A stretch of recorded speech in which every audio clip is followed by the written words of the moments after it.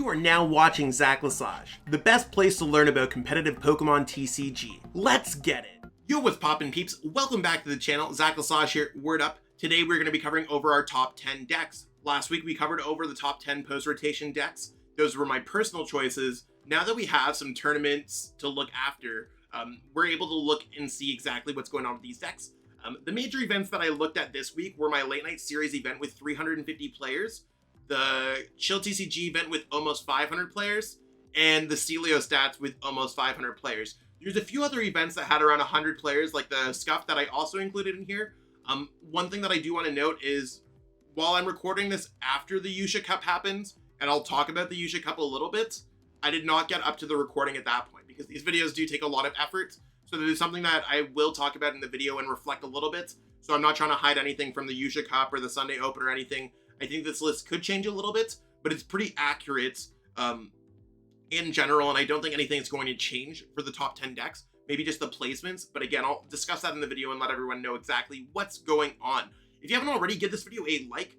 These videos literally take me hours to make and research and make sure that everything's pretty, so it would really help out boost the algorithm, get into more hands, potential new subscribers, and really help the channel grow.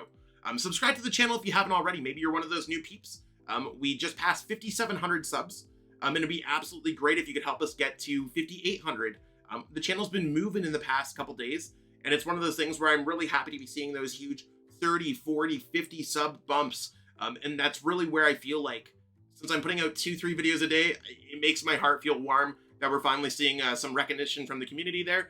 Thank you to everyone who's a new subscriber. Shout out to everyone who's been subscribing for a while. Y'all the best. And let me know in the comments below what decks you like out of this list. I mean, there's a lot of great decks. What's your favorite deck? Let's spark a discussion. I get back to everyone's comments.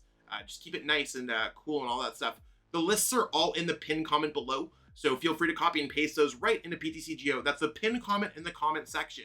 And there's also reference videos for most of these decks. And if there's not a reference video, I'm probably on my way to create it. So you want to what? There's a lot of ground to cover. Let's jump into this video and see exactly what's going on. Jumping into our number 10 spot, we have Jolteon VMAX. Now, this is a newcomer to the list, and I already think it might be positioned a little bit too low. The whole idea of this deck is, as long as there's no Rapid Strike Urshifu, Jolteon might just be the better choice. And with decks like Dragapult and Shadow Rider, Calyrex, VMAX, really putting Rapid Strike Urshifu, questioning if it should be played or not, Jolteon VMAX can kind of reign free. So with Elemental Badge, Max Thunder Rumble costs 1 Lightning Energy, which you could use with Speed Lightning. It's pretty easy to just draw some cards. I mean, that's a good energy to attach. Doing 100, and then either with Zigzagoon or with Quick Shooting, you can meet the secondary requirement by sniping your opponent's bench. Now, this has caused Jolteon V to spike up. I'm not entirely sure on the whole origin story, but as far as I know, Henry Brand hyped up the Jolteon deck, saying that it would be a really good call, which, I mean, yeah, there's no Mew from Unbroken Bonds, there's no bench barrier, there's nothing that saves your bench from getting that bench damage. It's one of those things where Henry Brand apparently hyped this deck up. Players like Vinny Fernandez played it to great success at the Stelios event.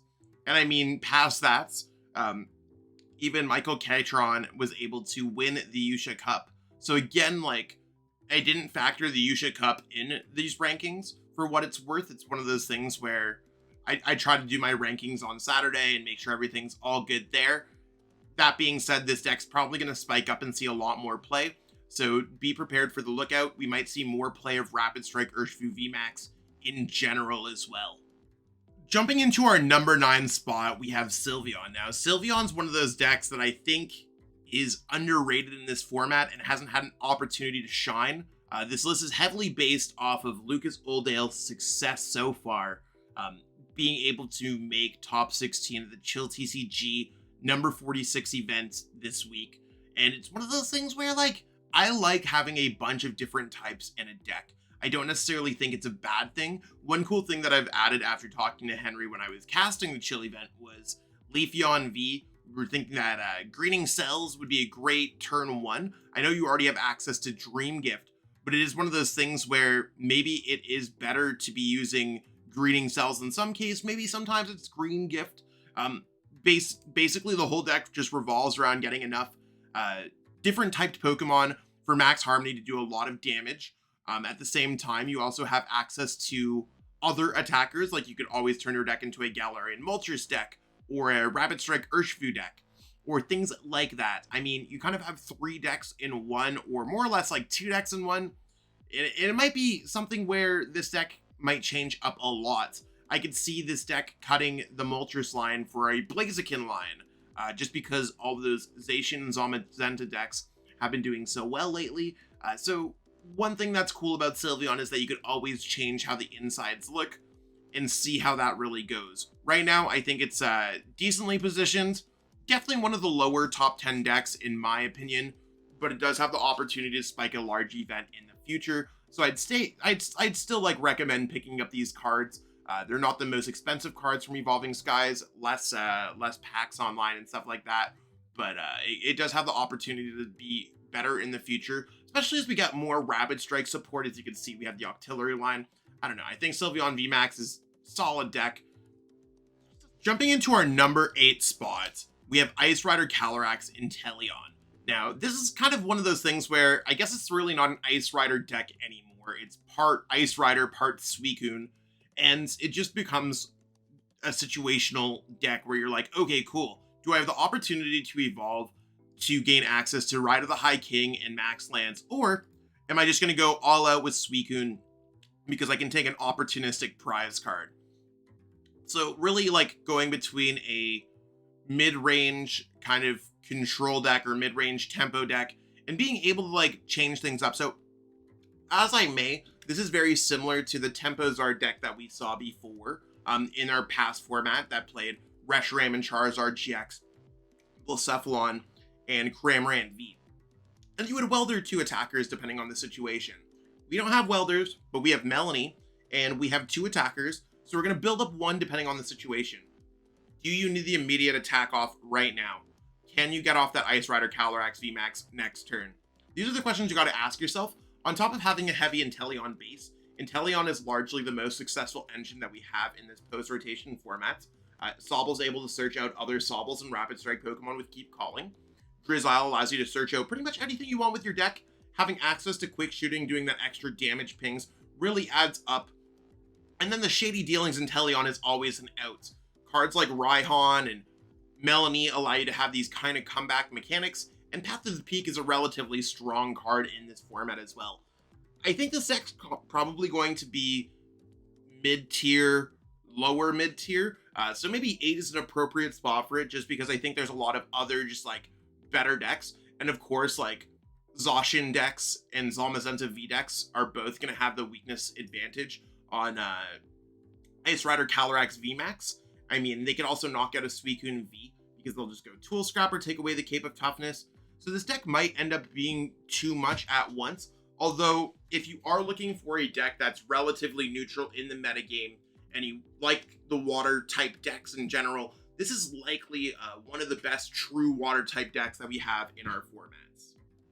Looking at another evolution type deck, we have our number 7 spot, and that's Leafeon VMAX. Now, Leafeon VMAX, it seems like it's a combo deck to me, so it's weird to see how successful it is.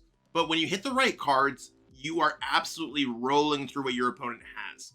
So the whole deck revolves around getting set up turn 1 with Greeting Cells, which, I mean, it's a nice bonus to have on a Leafeon V. There's certainly way less useful V Pokemon that I've evolved from that have been successful decks. I mean, looking at, I'm not going to name names. I'm not going to shame any V Pokemon. Greeting Cells is a great ability, and I mean, we even saw it featured in the Sylveon VMAX deck earlier.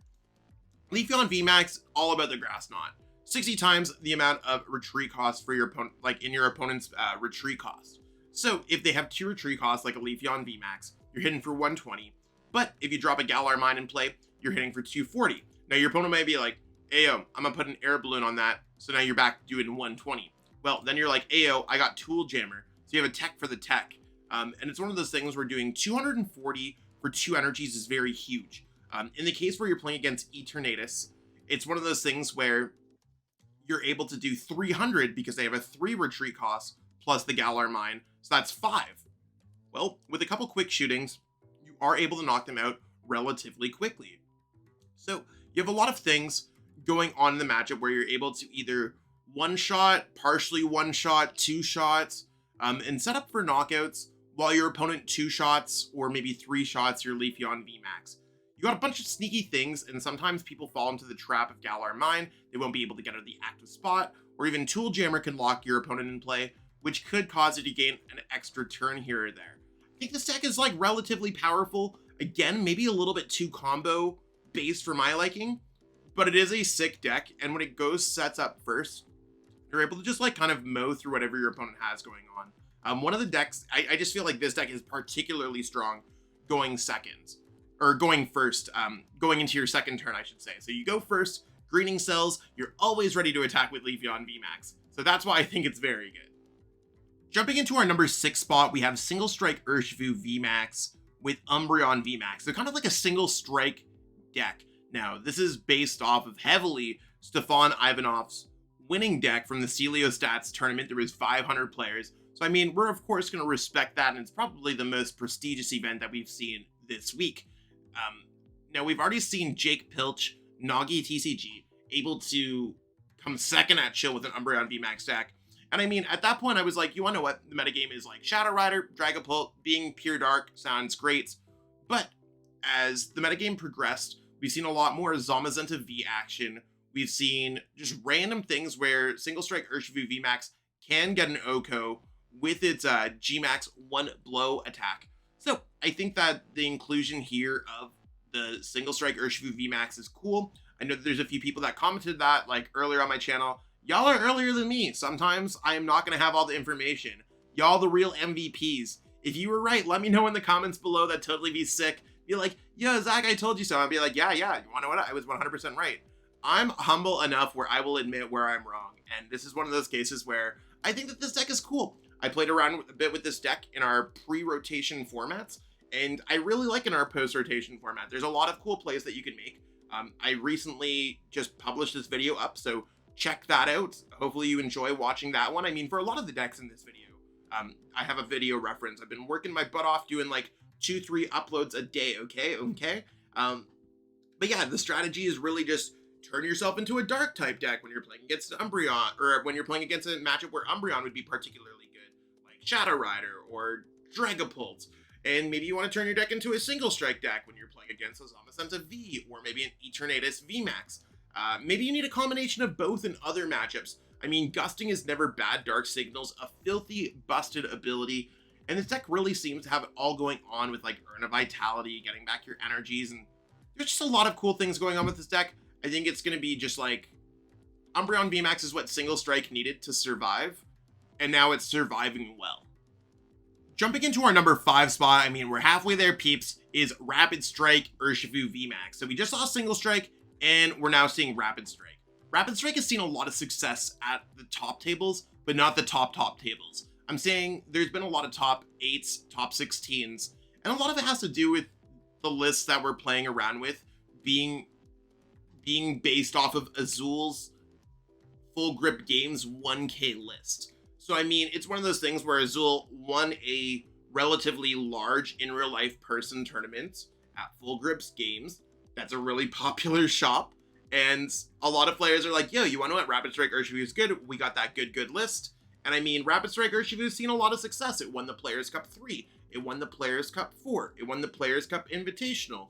It just does well. Now, whether the case or not is, this is always going to be a good deck. I'll put it like that. Rapid Strike Urshifu is never going to be bad. And if anything, it got better. Mew is gone out of the format. You could Gmax Rapid Flow, snipe your opponent's bench, and be like, word up, we are going to take those prize cards. We don't need to worry about Mew no more. And you got cool plays where you could be like, I'm going to use Metacham V, and Yoka Loop, and take an extra turn, and quick shooting, and do all that cool stuff. And we got Raihan. Like, the deck is popping right now. The issue is that you also lost your Jirachi GX, which may or not be the biggest loss, but you particularly lose to Psychic type decks at this point. I think as long as a Psychic type deck gets a normal start, and you get a normal start, you should lose almost every single time. And that's really where this deck's going to struggle the most. So a Shadow Rider deck should just like absolutely gobble through this deck, no problems. I think it's one of those things where we're just worried about things like that. Now, if you hit other decks, maybe you'll be able to have a better chance against them. However, there are a lot of Zamazenta decks. I've seen quad Zamazenta decks that can just stop your Urshifu VMAX. So be careful when you're playing this deck. Jolteon and this deck probably will jump back and forth depending on what the metagame's like. So it's either psychic decks or non-psychic decks. And I think that's really where these two are going to flip-flop. Obviously, one's much higher place than the other. Rapid Strike Urshifu VMAX has not touched the peak. But as I'm kind of finalizing this recording, I did notice that Jolteon did win the Yusha Cup again. So it is one of those things where they both fall into a similar category for me. Those two might be interchangeable. I wouldn't be surprised to see Jolteon as high up as this and maybe see Rapid Strike drop off. But right now our metagame is still getting discovered, so I'm not necessarily going to work on the previously sections, if that makes sense, for these videos. I think it's one of those things where I'm letting the metagame settle and letting you know exactly where things are at right now as it's settling, and updating these lists to get the community the best possible lists on any YouTube channel. Hopping into our number 4 spot, we have a super fun deck, Suicune v Ludicolo Inteleon. Now, if I told you in 2021, at any point that there would be 2 stage 2s in a chill TCG winning deck, you'd been like, Zach, get out of here, drop the YouTube channel, stop making jokes, bro, start going out the stand-up comedy clubs. And I mean, here we are. Gabriel Samedo was able to win the Chill Series number 46 with Suicune v Ludicolo. So shout out to them for the list, the performance, all that good stuff. I had the blessed opportunity to cast it officially with our 2019 reigning world champion Henry Brand, and we walked through the play-by-play and letting everyone know what was going on. Enthusiastic Dance is one heck of an ability, allowing your basic Pokemon to do 100 more damage. So Suicune V is a really good vessel for that, because you could just do a lot of damage very quickly. Melanie allows you to accelerate energies. Raihan allows you to accelerate energies. You can see like a lot of things are very similar to the Ice Rider deck that we've seen, really adding the Ludicolo in there and focusing more on the Suicune V line. And that's probably why this deck's a little bit higher up than that one. It's more streamlined while adding extra damage acceleration with Ludicolo's Enthusiastic Dance. Beyond that, I mean, this deck is more like, I'm going to attack with Blizzard Rondo. Do I need to do 100 more damage? Yes, I'm going to rare candy my Lotad into a Ludicolo. How do I find rare candy? Oh yes, Drizzile Shady Dealing is busted. It's going to search out that rare candy in the deck, and we are good to go.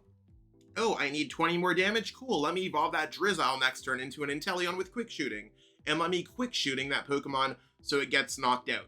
You can see how there's a lot of like multi-layered plays when it comes to this deck, and that adds layers of depth when it comes to this otherwise big basic attacking deck. Sometimes it looks like you're playing with an absolute pile.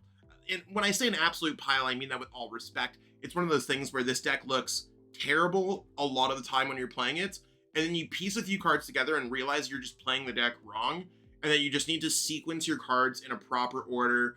Take it easy. There's opportunities when you want to use fleet-footed before or after playing a card, and that could really stretch this deck an extra mile. So if you want to really grow as a player, I recommend playing Suicune V. Totally an awesome concept. And this is one of those things where we might see a few more Ludicolo decks in the future. I've already seen some videos of players playing with Ludicolo Zacian. It might just be a really cool concept, so we'll have to check that out. Jumping into our number 3 spot, we have Turbo Zacian. This is a deck that I saw, the first time I saw this deck, I mean, well, we've all seen a Turbo Zacian deck at some point. Zacian, Zamazenta seem like a natural pairing. They're both metal type. They both work off Metal Saucer, both released from the same set. And we've already seen Lucario Melmetal have success for the better part of a year, maybe even more than that. This new age version is kind of like new age Luke Metal, if you want to put it, where you have Zacian and you have Zamazenta. Daichi Shimeda took this list to a top 4 finish at the Chill number 46. Great player from Japan. But this is really where I took the list and ran with it with my testing group of Gabriel Smart, Vaughn O'Brien, Logan McKay. And we all really worked together to add the Raihan to the deck. I know it's not like the craziest thing to add Raihan to the deck, and I mean, it's one of those things where we're like, okay, cool. You have access to getting an extra energy and a Metal Saucer, and you could just really power yourself up in a turn. So as long as you have an energy, You can go Raihan, attach another energy, Metal Saucer, attach a third energy, and your Zacian V is back on board. Or maybe you had one of those pieces like the Metal Saucer in your hand and you're looking for the basic energy. Like, Raihan fixes a lot of problems. I know it's not instantly searchable in this deck, but you can search through things with Rotom Phone or Rangaroo, kind of as like a Pokegear of some sort. So, I mean, even though you can't necessarily always grab what you want, this deck's just like turbo. I'll just give you the strategy. It's just like a turbo deck where you're like, I'm going to build up a Zacian V. I'm going to attack my opponent really quick. Oh, they're playing a bunch of VMAXs, don't have a lot of ways to get around it. Cool, I'm going to go with Zamazenta V. Lots of cool plays here with a Rangaroo. Lots of cool plays here with Rotom Phone. Lots of cool plays here with Raihan. And I mean, Crystal Cave is just a really good stadium for the type of deck like this. Before decks like this were playing Sirchester Bath. Maybe it's something that we might want to change or maybe add a 2-2 splits. But right now, I think Crystal Cave is cool because you could just be like, switch Crystal Cave. We are all good. If anything, I feel like this deck is probably appropriately placed. It seems like a top 3 deck in format. If not, it's going to be a top 5 deck in format. I think this is much better than the Inteleon version. The Inteleon version is likely better in Mirror, but this version is likely better overall. So I'll put it like that. My two teammates, Logan McKay and Gabe Smart, were both able to make top 8 and top 16 respectfully when it came to this deck. So shout out to them, really pushing the limits with this deck. Jumping into our number 2 spot, we got Dragapult VMAX. Dragapult VMAX has been all the rage ever since Henry Brand was able to win my Late Night Series number 5 event this past Monday, so a week ago. Dragapult VMAX really caught a lot of people by surprise, but being able to go Shady Dealings for a Fog Crystal and be like, oh cool, I could grab either a basic Pokemon or a basic energy really opens up a lot of dimensions and saves space when you don't need to play Energy Search. So there's a lot of creative juices flowing in this deck to make sure that it runs as smoothly as it does. I think this deck really focusing off of Raihan. Raihan seems very important to me, to the point where I've added a second copy. I'm not necessarily like, I don't think it needs a second copy. It's more so it doesn't get prized. So the turn that you are looking to use Raihan, you are able to just like absolutely get your Dragapult VMAX set out of nowhere, getting an energy back from the discard pile, searching your deck for whatever other combo piece you're making. Path to the Peak and Marnie is a really sticky strategy. And pairing that with quick shooting damage and pairing that with Max Phantom's bench spread damage, this deck really seems to have it all. The thing that I'm like worried about this deck is sometimes it gets a little bit slow. There might have been really an early iteration of our metagame. So with the popularity of a player like Henry Brand, of course we're going to see this deck explode across the scene. Everyone wants to be a world champ, right? Or if not, they look up to world champions and they're like, oh, you want to know what? We value their opinion. Myself included. I mean, I think Henry's a phenomenal player. I was able to cast his games, be like, oh, this deck's sick, this deck's awesome, cover this deck on the channel. I think this deck might not have the lasting power of a lot of other decks on this list. I could be wrong. This might be the best path deck, but as newcomers come to the metagame, such as the Jolteon VMAX deck that come out midweek and then end up late week winning a tournament, it might have more staying power than the Dragapult VMAX deck. And that's the only opinion that I have. So I don't think Dragapult VMAX is the number 2 deck in format. It calculated to be the number 2 deck in format. Going forward, I think this deck is going to take a steep decline. And maybe I'm wrong. I have seen versions of this deck that play Fan of Waves and they play Crushing Hammers, and those are cool versions of the deck. Maybe Dragapult VMAX has another iteration. This iteration is great, don't get me wrong. I think it's an awesome deck. I just don't know if it's a number 2 deck in our format. Jumping into our number 1 spot, we see a deck that has not been shy from seeing success in the past, Shadow Rider Calyrex VMAX. I know a lot of y'all are going to be like, yo, I hate to see Shadow Rider up here, but Shadow Rider has the most calculated results. I also think that Shadow Rider is an incredibly strong spot in this metagame right now, and it's something that we should not be taking for granted. It's one of those things where I should have played Shadow Rider at the Yusha Cup the other day, and I was kicking myself for not playing this deck. And I was like, oh, cool, we'll try the new Zacian Zamazenta deck because that deck feels shiny and new. Because Crystal Cave makes it a kind of fake Luke Metal deck feel brand new. Shadow Rider's a tried and true deck. It's seen a lot of success. And this is a build that I've worked my butt off on. And it really shows how this list has come along. I think it's really one of those things where Shadow Rider is just a very successful deck in our formats. I think it will continuously be a successful deck in our format, even dark decks can't fully beat this deck. And you have Phoebe and Palpad to get through Zamazenta or anything else that's kind of weird that you might find in your path. Being able to just explode with Alcremies, Adornment, or VMAX Whisk, or you go second with Crescent Glow. I think that might be the biggest reason why this deck's good, is because of Crescent Glow. It's so important to go first in our post-rotation format, almost to the point where I feel like win rates are heavily skewed to that, like, direct, like, I went first, oh cool, I got a decent hand, I'm likely winning this game. Cresselia allows you to go second and have a chance in a lot of those games. Not too many other decks have a great chance when they go second. Their win rate's going to completely go lower, at least right now in this early format. So as we are in our early format, I think it's safe to kind of explore with Shadow Rider. Feel free to play any of the decks on this list, but I guarantee you for my next tournaments, this is my top consideration no matter what. And this is the list that I've kind of refined. I've played other versions of this deck. I mean, even the video that I covered, I played some kind of Shadow Rider, Pumpkaboo, and Galarian Articuno. Double Cresselia is where it's at. Double Alcremie is where it's at. I think this is just kind of the go-to list right now. And I don't want to be like, yo, I made this list, it's so sick, blah, blah, blah, blah. Like, out of all my testing, this seems to be the best deck. Out of best constructed. I don't think there's much changes. It's really well equipped for the current metagame. I'd recommend playing this deck if you are going for a deck forward. And if you're a Shadow Rider hater, I'm sorry, it's fine. There's 9 other great decks on this list. And also for anyone, if you haven't already become a channel member, I have like lists for almost every single deck in this format that is remotely viable. So I've just been uploading all my decks. So as long as you're a deck list member or higher, I think it's only like $5.99 or $6.99 a month. And it does help support the channel. Check in the description below if you want to have access to all these lists before I put them in this video. These are my videos as of these are my lists as of Saturday nights or Sunday morning. I update my decks throughout the week as I play in tournaments, as I see what's going on with the metagame.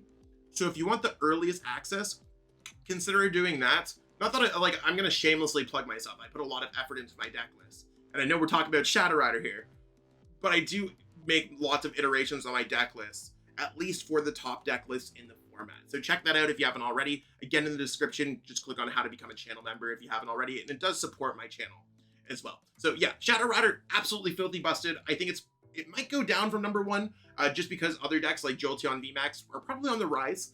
And a lot of people might play that. But I think that this is really the deck for me. I think it's the deck for a lot of people, and it's still pushing out great performance numbers. And that's what we got going on for this video today, peeps. Hopefully you enjoyed watching all of these top 10 decks. I mean, I love looking at this stuff. These are my favorite videos of the week to make.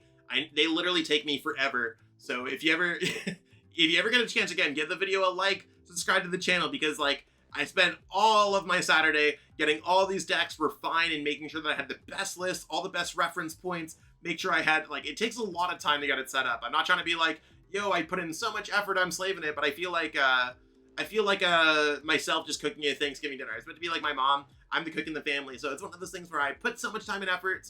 I hope that everyone enjoyed the meal. You know what I'm saying? That being said, yeah, I'm really happy that all y'all watch. Thank you so much, everyone. Again, the lists are in the pinned comment below if you want to copy and paste them right into PTCGO. You could also feel free to try any of these decks on objectivedeck.com. So Objective Deck is something that I've been working on for a while. So you can go to objectivedeck.com and check out the website, upload some deck lists, upload some game logs, and get new access to the game that you've never had access to before in terms of the high quality graphs and deeper understanding of the game. So check that out. It's totally free to use, and it's something that I've put a lot of time and effort in. I know there's a lot of people who are probably watching this, so I really appreciate it. Thank you so much. And that being said, I got a lot of editing to do, so I'll catch up with everyone later. Have yourself a wonderful week. Sign up for my late night series number 6 for later on tonight, and I'll catch up with all y'all later. Peace out. I want to give a huge shout out to everyone who's become a channel member. It's one of those things where I appreciate every single person who watches my videos, and I mean, that's really where it counts, but for the channel members, they've gone out of their way to financially support me, and I truly appreciate that gesture. It's one of those things when I started channel memberships up on my channel, and I just didn't know if anyone was ever going to do it, so I truly appreciate everyone taking the plunge, taking a leap of trust, and investing in me as a content creator. Truly makes a difference for me each and every month. If you haven't already thought about becoming a channel member, you might want to contribute to the channel, and I do put everything back into the channel to make it the best possible place to watch for Pokemon TCG content. Again, I truly appreciate everyone. Thank you so much. Cheers. I truly appreciate you taking the time out of your day to watch this video. It means the world to me. And my goal with this channel is to spread my love of the game and knowledge with our entire Pokemon TCG community. If you haven't already, help signal boost this video to other Pokemon TCG fans by liking it, sharing it with your friends, and subscribing to the channel. Hopefully we reach our goals really soon. Check out this recommended video and have yourself a great day. Thanks.